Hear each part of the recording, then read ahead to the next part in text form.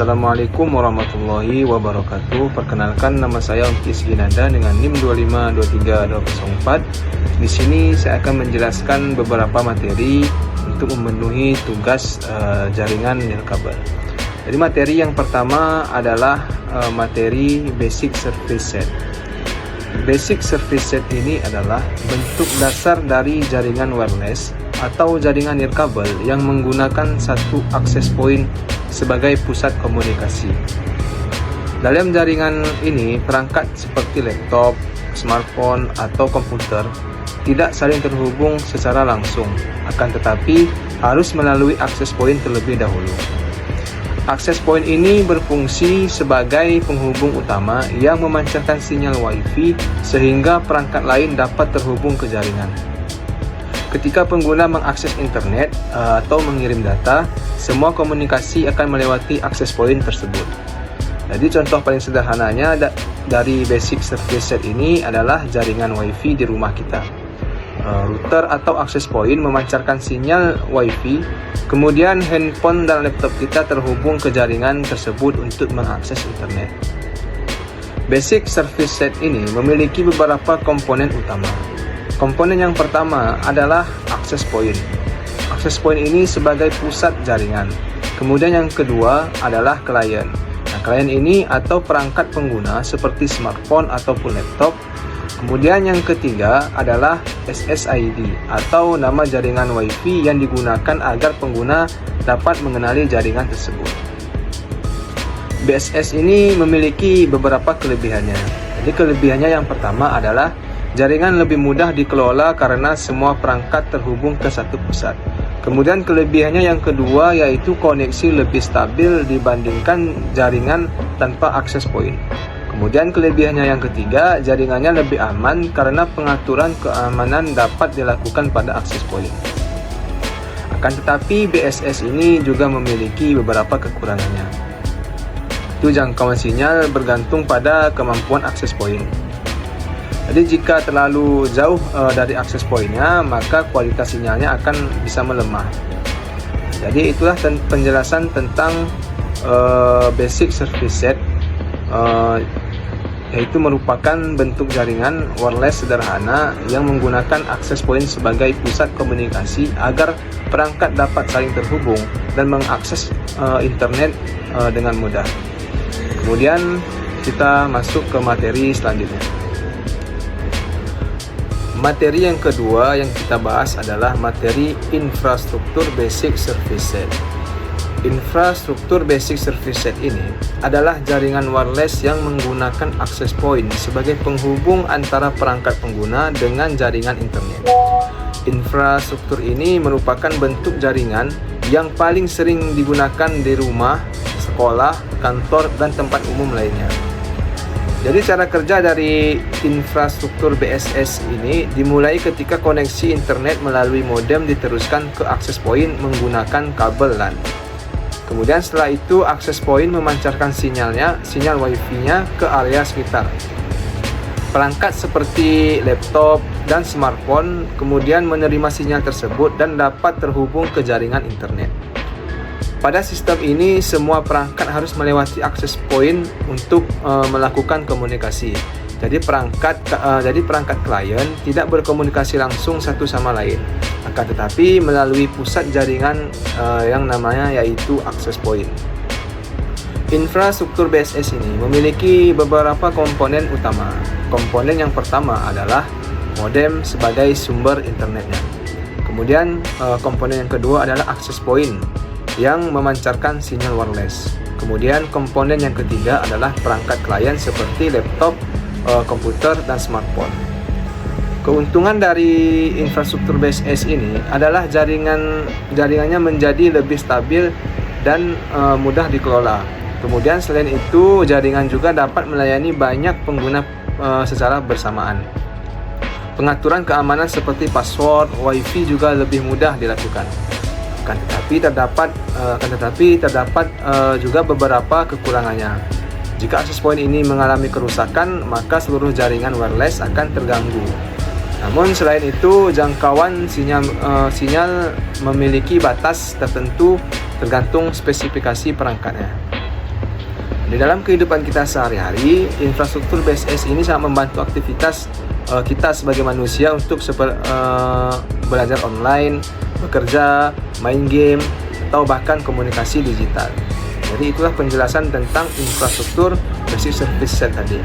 Jadi kesimpulannya, infrastruktur basic service set ini merupakan sistem jaringan wireless yang menggunakan access point sebagai pusat komunikasi agar perangkat dapat terhubung ke internet dengan mudah dan stabil.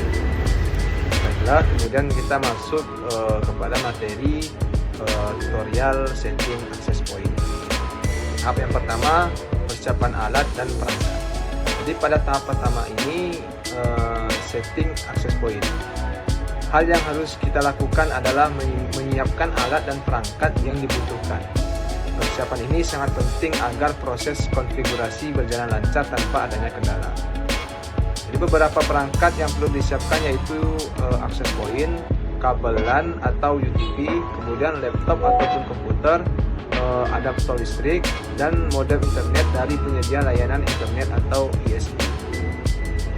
Access point ini berfungsi untuk memancarkan sinyal Wi-Fi. Kabel LAN digunakan untuk menghubungkan modem dengan access point dan juga menghubungkan access point ke laptop saat konfigurasi dilakukan. Kemudian laptop atau komputer digunakan untuk membuka halaman pengaturan access point melalui browser. Sedangkan modem ini berfungsi untuk sumber koneksi internet. Sebelum memulai konfigurasi, pastikan semua perangkat dalam kondisi baik dan dapat menyala dengan kemudian tahap selanjutnya adalah koneksi fisik. Pertama, hubungkan modem internet ke access point menggunakan kabel LAN. Kabel tersebut biasanya dipasang pada port 1 ataupun LAN sesuai jenis perangkat yang kita gunakan. Kemudian hubungkan access point ke laptop ataupun komputer menggunakan kabel LAN agar perangkat dapat mengakses halaman konfigurasi. Kemudian setelah semua kabel terpasang dengan benar, nyalakan modem, access point, dan juga laptop. Tahap koneksi fisik ini bertujuan agar perangkat dapat saling terhubung sehingga proses setting dapat dilakukan dengan lancar. Tahap selanjutnya yaitu login ke halaman admin. Caranya dengan membuka browser pada laptop ataupun komputer kita, kemudian mengetik alamat IP access point pada kolom address bar. Contoh alamat IP yang umum digunakan adalah 192.168.0.1.1 atau 192.168.1.1. Nah, setelah halaman login muncul, masukkan username dan password sesuai informasi yang terdapat pada label perangkat access point. Kemudian klik tombol login untuk masuk ke menu pengaturan. Halaman admin ini digunakan untuk melakukan semua konfigurasi jaringan seperti pengaturan nama Wi-Fi, password, dan juga keamanan jaringan. Nah, kemudian tahap selanjutnya yaitu pemilihan mode operasi. Beberapa mode yang biasanya tersedia yaitu access point, router, repeater, dan client. Jika tujuan perangkat adalah memancarkan jaringan Wi-Fi dari koneksi internet kabel, maka pilih mode access point. Mode router digunakan untuk membagi koneksi internet dan melakukan pengaturan jaringan secara mandiri. Mode repeater digunakan untuk memperluas jangkauan sinyal Wi-Fi yang sudah ada.